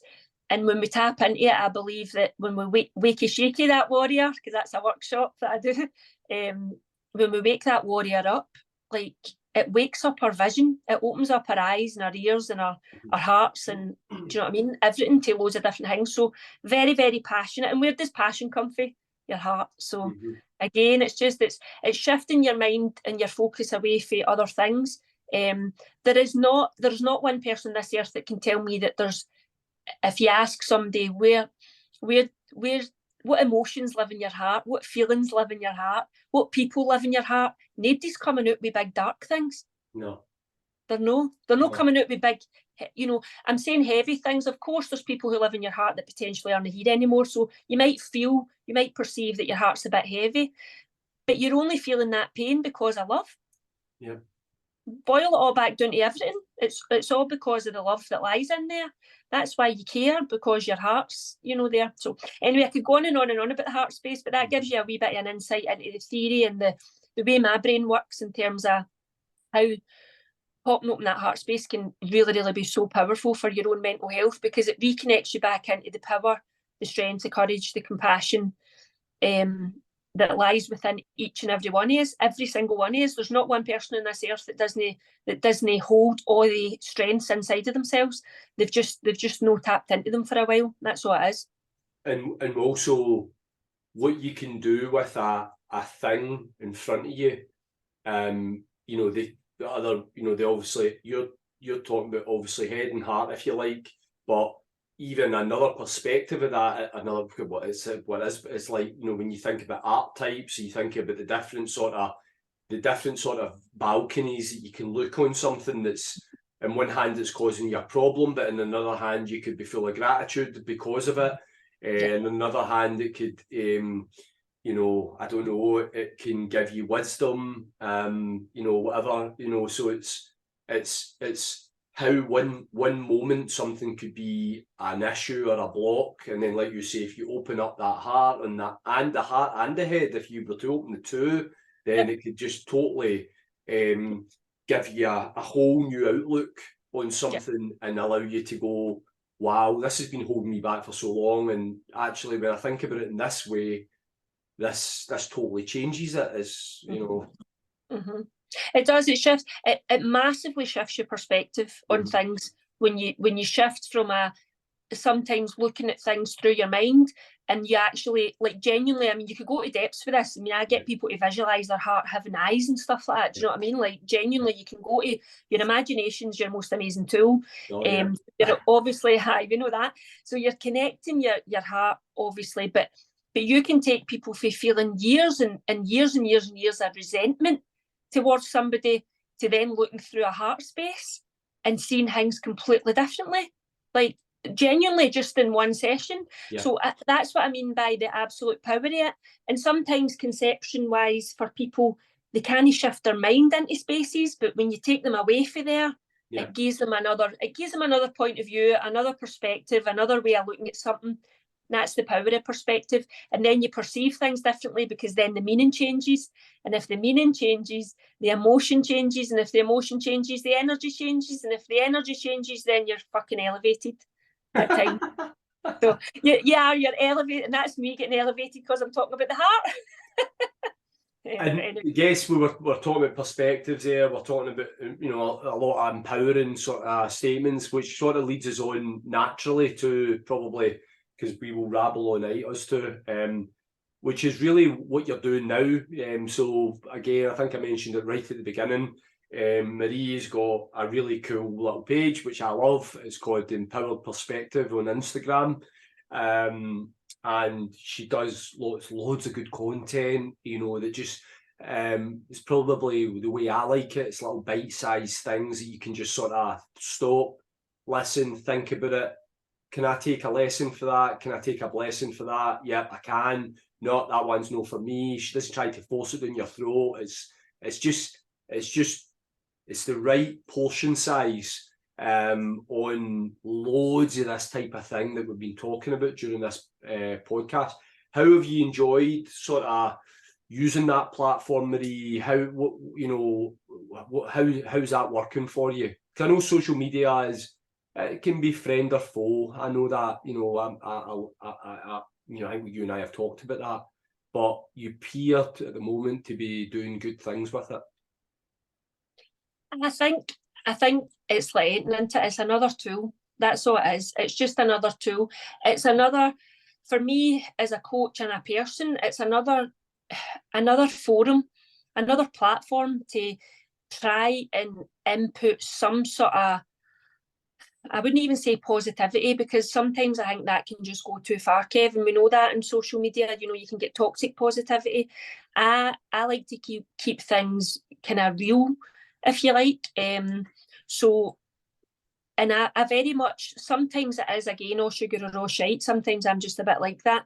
I either love it sometimes and I'm on it quite a bit, or other times I'm kind of like, I need a wee break here because it's getting a bit too much for me.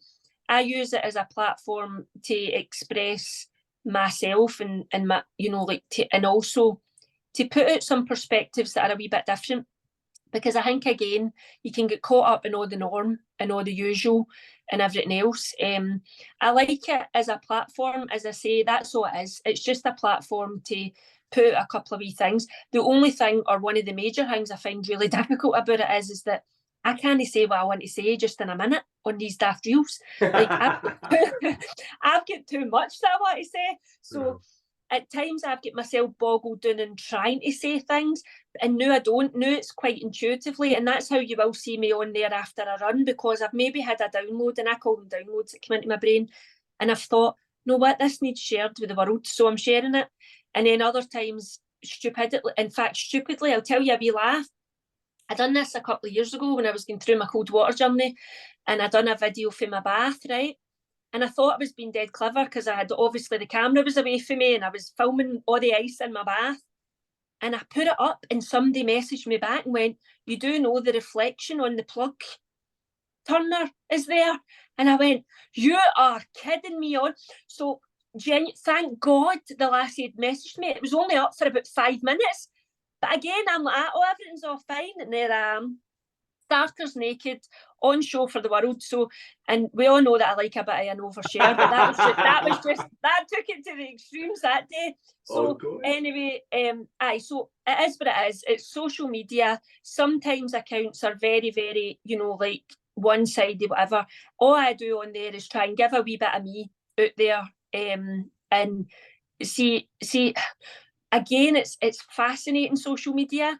I don't do it. I don't look at trends and likes and all that nonsense. I don't get caught up in all that demographics at all. But sometimes I'll shove something out, and I've done it, I'm conscious, and everybody's consciously doing it, and whether they say they are or they're no. And I've went like, here, I thought that might I get a wee bit more traction or whatever. And then I've had private messages for people that have said, Marie, that one video shifted my whole state for a whole day. See what you just said there? It validated where I'm at right now. I can't thank you enough for that.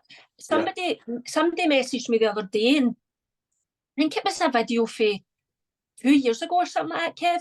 I wasn't in a brilliant space, and I'm not, I'm quite open and honest about my own health and stuff. And it wasn't a video that I particularly even remembered. And I had to go back myself when she messaged me about it, and I was like, what? Yeah. But again, I'm a firm believer that, and I suppose it is quite a cheesy statement and everything else, but and I use this in a football terminology because I was a football coach for many years. And I think when the player is ready, the coach will appear. Yeah. And you'll have maybe heard that in numerous different ways. Yeah. So I think certain messages have to be landed in certain ears, in certain minds at certain times. And sometimes I believe, for whatever reason, I've got a wee intuition, a wee guidance to go and share that message. Yeah. And there's always something that comes back for it that blows my brains. And that's that weird and wonderful stuff where logically I can't explain to you why. Sometimes I share what I share. I don't plan it. I don't sit and go, right, I'm going to talk about this after my run today. I really don't. I go on there real and raw, and sometimes it's just to try and input a wee download, a wee bomb, a wee something that can try and help shift somebody's state of mind or state of energy. Well, it's no always a clear and apparent, why at the time. But I mean, you and I had an example of that just before we started this podcast. I went, I've got just the post for you, and one that I posted just the other day about just doing the thing when because it was a reminder of our own mortality and our own worries, and coming on doing this podcast and it's like, right, wait a minute, and then I'm like, we recalled and I sometimes there's not a lot of thought behind it at the time, but like you say, it's a download. You're thinking, I'd like to put that little message out there. You know what? Some people go, what a dick, shut up. Here he goes again on his preaching or high horse. But then that one person is going like that, thanks. Yep. They might not say it externally to you, but somewhere someone's going, thanks. You've hit me with the right message at the right moment, and you've just changed my day. And I know that somebody somewhere is having that moment, and that's all that matters. Absolutely. And I'm going to say something else, right? I'm going to expose all the coaches and all the bloody influencers and everything, right? See, a lot of the time, what people put out, they're actually just talking to themselves. Yes. Right? So, again, whether they want to believe it or not, I have had certain situations where I've went, oh my God, but it's me that had to hear the message, right? And I go, that was actually me putting a post on so I could reaffirm that information to me right now. And again, we talk about different selves. Sometimes I've maybe fell into a wee pattern in my previous self, and my future self, my best self's given it, here you need this message. And because of that, it filters through me sometimes into going and putting a wee post on that. So it's not always externally. Sometimes it's internally, and sometimes it's that wee bit. And again, you're always helping other people when you're doing it. But 100%, Marie. See, exactly what you've just said there. A thing that I read recently. It was I was saying to you a little bit of podcast I was listening to each day, and it was really, really good. And within it, there was a real message in there that I took away from it, because I went, you know what? I've become really, really good at that. But I thought, well, how many other people? I know that there's a lot of people aren't quite there yet, because I speak to a lot of them, especially a lot of guys in particular. And it was, I'll read it to you. Do you have faith in your own word? Okay, so do you believe in your own word? Do you have that self-respect? And what I wrote was, before you can do anything else in this journey of yours, you have to gain your own respect first. You have to have faith in your own word. How much do you give up on the things that you start that you really wanted to do? How many excuses do you make to get out of the things that you know you would love? How many times have you left yourself so disappointed in yourself and your actions? Would you treat a best friend like this? So why do you do it to yourself? And it's so perfectly what you just said there, because that message was to me that I have right now the strongest faith in myself that I will come through for me. I know that I'll show up when the morning's dark and the chips are low. I will show up. I know that it won't need anyone else because I'll be there. But that wasn't always the case. And I needed to put that message out to remind me, keep faith in your word, keep respecting yourself. And I wanted other people to, and I guess that's kind of what you and I do, because I know I see everything that you put on. I guess that's kind of what me and you is doing. We're reminding ourselves, but we're hoping that someone else out there sees it. Definitely. And I tell you another big bomb, because obviously anybody that has, I don't even know how long we've been speaking for, Kev, but anybody that's still listening at this point in time, do you know what I mean? Like, well fucking done. That's a win in itself. That's a win in itself. Or people that have just fast forwarded to the end, to the juicy bits. But I do want to say one of the most powerful tools that I've done for my own mental health, right? And I guarantee you this, if you don't take anything away, take this one tool and do it, implement it and act on it, right? If anybody's got an iPhone, they'll have the voice memo app in their phone, right? Now, you can do this, obviously there's numerous different ways you can do this, right? But I've used this so much recently when I did feel as if I was kind of disconnecting a wee bit for things. And what I did was, obviously you'll know yourself with the coaching, you project yourself into your future and your best self. And I sent myself a voice message from my best future self to my present self. And I talk like, right, Marie, this is your future, Marie, here. This is your bit, right? And I fucking, and I go quite masculine in it, right? Because it's one of the ones where I need a right boot up the arse, but also a hand round the shoulder as well, right? Because I'm all about compassion. But genuinely, and it's only maybe 4.5 minutes, 5 minutes long, right? But see if I'm doing something or I'm going to something or whatever, and I feel that wee Debbie doubt kicking in or whatever, or that wee fear rumbling, I shove it on. And I tell you, it's amazing because it just pulls you right back into, hold on a wee minute here. We're not going that way. We're not in the past anymore. Like, your future self's waiting on you. But sometimes you need to remind yourself, and that's what I'm saying there about the post on thingy. But so for anybody listening to this that is struggling with their mental health, or that is thinking, you know, like, project, just do a wee bit of work with a coach if you can, obviously, to do this, but you don't need a coach. Think about your best self, think about your goals, think about the person that would help. Who do you need to become to get where you want to be? And think about what that person would say to you, do you know, and write it down, write yourself a letter, and then do yourself a voice note, and then do yourself a bloody favour and play it over and over and over, just to remind yourself where you're going and who you actually are, and who you're, you know, who you are at your core. Know who your mind is telling you who you are right now when you're swimming about in that fear. It's so powerful, honestly, it's amazing. Love it. Well, by now, people listening to it will have been an off a walk. They've probably been a walk. They've walked the dog twice. They've made their dinner, whatever else. But do you know what? I know I've got a good group of listeners that love the different sort of diverse stories that we tell on this. This has been a brilliant conversation. I know we've touched on numerous little topics, but we haven't even scratched the surface, which is that's what makes it beautiful. I love it. I just want to say, obviously, for anyone listening to the episode, watching the episode, I will be putting details on Marie's Insta into the comments. You know, give Marie a follow, say hello, let her know you've listened to the podcast, and people that went to the seminar have done that, and they're loving now, kind of been, following the stuff that Marie does. But absolutely connect. Also, let us know what you think of the podcast. It's nice to get feedback. It's nice to know what you're taking away from these stories. Ultimately, it's real people. It's real people that we're getting on here, sharing perspectives, giving you thoughts, giving you ideas, giving you insights. And that's why I love this. I love holding space for these people so that we can do that. Last but not least, thank you, Marie, for joining. It's been cool. I love speaking to you anyway, so I'm absolutely biased. So this made this really easy, but I know people are going to love hearing this chat.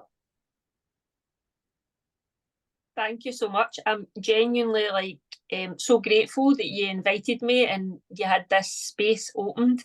And my inbox is always open for any of your listeners, but so is my heart and my mind. But I just do want to leave you with a wee thing that is downloading right now. So I need to pass it on, obviously, because I can't hold my water. And it is to people that are maybe struggling with their mental health to remember, if you do feel as if, or you do believe, right, because it's a belief that Kev can work on with you. If you believe you're losing your mind, then please open your heart up to the potential that you're just being called back to your senses. Love that.